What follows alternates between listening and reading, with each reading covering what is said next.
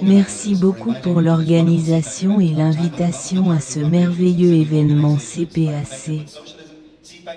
Dans les temps, lorsque la grande majorité des fondations et organisations civiles sont infectées par le socialisme, le CPAC est essentiel pour rassembler ceux qui défendent les idées de liberté.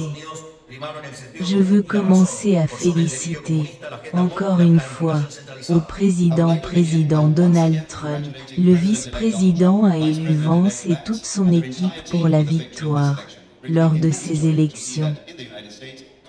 C'est une énorme joie pour moi de savoir que, aux États-Unis, le bon sens sur le délire communiste, l'ordre du jour du réveil et la planification centralisée ont prévalu. Je dis que c'est une joie parce que, comme Argentin, je connais de première main les conséquences du socialisme. C'est pourquoi je dis plusieurs fois que je me sens comme un prophète dans une dystopie, toujours évitable. Pour le dire en contexte, en Argentine, il y a 120 ans, nous avons régi par le capitalisme de la libre entreprise et nous avions le PIB le plus élevé par habitant du monde. Ensuite, nous avons concouru, aide by aide, avec l'Australie et les États-Unis et nous étions l'abri de centaines de milliers de migrants qui voyageaient à tous ceux qui cherchaient de meilleures conditions de vie. Pain en vin n'était commun. Dans le passé, écoutez l'expression « riche comme un Argentin ». Cependant, il y a environ 100 ans, l'Argentine a pris un gouvernail qui a marqué le début d'une pente glissante, dont le résultat, aujourd'hui, est en vue de tous. Sous le mandat de la sentimentalité et des bonnes intentions, les collectivistes ont réussi à devenir une vérité incontestable. La justice sociale si appelée, qui déclare « là où il y a un besoin, un droit est né ». Mais le problème est qu'il n'y a rien de tel, comme un déjeuner gratuit. Et les besoins sont infinis, tandis que les ressources sont finies. Ensuite, pour appliquer la justice sociale si appelée, ils ont mis en place un État oppresseur, qui divise les citoyens, entre les gagnants et les perdants. Et la politique est devenue à son tour dans l'arbitre et une partie intéressée de cette distribution. Cela a provoqué l'établissement d'une sorte de régime de caste, à l'Indien, où tous les citoyens des pieds étaient les seconds citoyens, et les politiciens, leurs amis et clients vivaient comme des monarques. Je ne suis pas un politicien ni aspire à le faire. En tant que président Trump, j'ai dû entrer dans ce marais pourri comme un acte d'autodéfense. Et les gens m'ont soutenu avec son vote et continuent de le faire quotidiennement. Car, enfin, il a compris qu'il ne veut rien avoir à voir avec la politique de Châtaignier, à toutes ses propres particularités, d'Argentine, qui pendant 100 ans a été le laboratoire parfait pour expérimenter le virus socialiste. Il est ajouté actuellement un problème commun parmi les autres pays de l'Occident, l'hégémonie culturelle de la gauche, qui enivre la grande majorité des institutions et des formateurs d'opinion. La gauche avant le ressentiment et la frustration qui ont généré en termes politiques le succès du capitalisme, ont commencé à lutter contre une bataille culturelle pour s'approprier le bon sens des citoyens et, aujourd'hui, ce virus s'est propagé dans l'Occident. Ainsi, ils ont réussi à corrompre les institutions, pervers les causes nobles et justifier, sous le faux drapeau de l'égalité, une expansion illimitée de l'État, créant une véritable industrie des droits. Ce modèle culturel, que certains appellent le virus du sillage, a un nombre infini de conséquences de funesta. Au niveau économique, si vous voulez savoir quelles sont les conséquences de ce modèle, ne regardez que les 100 dernières années de la désintégration argentine. Sur le plan spirituel, des valeurs essentielles, telles que le mérite, l'ambition, l'innovation et l'optimisme, ont donné naissance à l'envie, au ressentiment, au nihilisme et à l'indolence.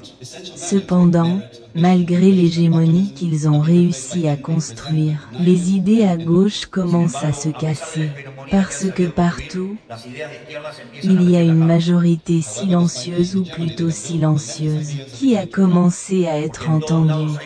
Bien que les ennemis de la liberté s'accrochent à l'utilisation du pouvoir et à l'abus de propagande, une fausse déclaration et une censure.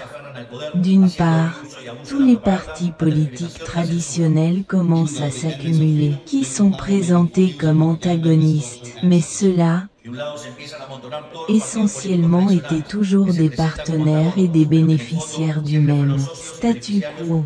À côté d'eux, leurs clients, leurs sociétés privilégiées et tous ceux qui en direct sont accumulés.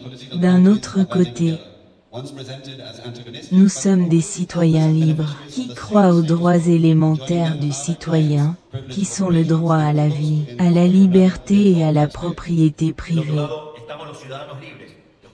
Et tout ce que nous recherchons, c'est qu'ils nous ont laissé poursuivre notre propre bonheur. Cependant, ce n'est pas la première fois que le danger nous se cache. 500 ans avant le Christ, à l'aube de la culture occidentale, des centaines d'États grecs des villes ont formé une ligue pour faire face à un despotisme persan. Comme les anciens l'ont fait autrefois, je crois que ceux qui croient en la liberté doivent s'unir pour faire face à cette barbarie et former une alliance de nations libres, les gardiens de l'héritage occidental, établissant de nouveaux liens politiques, mais aussi commerciaux, culturels, diplomatiques et militaires, où le CPAC dans ce domaine a un rôle fondamental. Les États-Unis menant dans le nord, Argentine dans le sud, Italie dans la vieille Europe et Israël, la sentinelle à la frontière du Moyen-Orient. Parce qu'avec la force et la coopération des nations libres, il peut y avoir un espoir mondial de paix et de prospérité. Et parce qu'il n'y a pas de cause plus noble que la cause de l'Occident, une ligne historique dont nous sommes tous des héritiers et que nous avons la responsabilité de restaurer tout au long de sa gloire. C'est la cause des philosophes athéniens, qui avec Alexandre le Grand rôdent en Égypte et en Asie, que les Romains se sont consolidés dans le premier empire multicontinental. Se renaît des invasions barbares, dans les abbayes et les tribunaux de Carlomagno, qui a résisté aux Arabes et a reconquis l'Espagne. Cela a traversé l'océan et colonisé l'Amérique. La même cause qui nous a fait des citoyens et nous a libérés du joug du tyran. La cause qui a découvert la méthode scientifique, qui a industrialisé la planète et qui, avec le capitalisme des affaires gratuites, provenant des milliards d'êtres humains, c'est la ligne historique que nous venons restaurer. Pour fermer, je veux vous dire qu'aujourd'hui, le monde fait face à un changement de temps. Je pense à ce stade, il y en a peu pour le nier. Nous, les Argentins, nous voulons voler à l'avant-garde de ces vents de changement. Par conséquent, nous avançons à la vitesse que nous faisons, même s'ils nous traitent fous. J'aime le surnom Parce que nous avons la vocation pour continuer à avancer jusqu'à ce que nous devenions le pays le plus libre du monde. Et parce que nous avons des conditions humaines, matérielles et spirituelles à décoller en tant que nation. Nous sommes un peuple avec une capacité inventive enviable, capable de surmonter tout cataclysme. Il est de notre devoir de faire écho à ce qui demande et porte le flambeau de la liberté, de canaliser le monde sur la voie de la liberté et de la prospérité. Nous devons élever le poste et revivre l'incendie prometteur qui était hérité, afin de refaire une terre d'opportunités pour tous les citoyens du monde qui le recherchent. Nous devons redevenir, encore, dans un phare du monde, car le monde a été submergé dans une profonde obscurité et crie pour être illuminé. S'il ne me croit pas, je vous invite à le voir, de première main, le 4 décembre, dans le CPAC de Buenos Aires, ainsi que pour étendre mon invitation au président élu, le vice-président élu, Elon Musk, et tous ceux qui veulent venir nous accompagner. Je veux que tous les dirigeants du monde libre témoignent de la grande acte, ce qui est en train de réaliser le peuple argentin.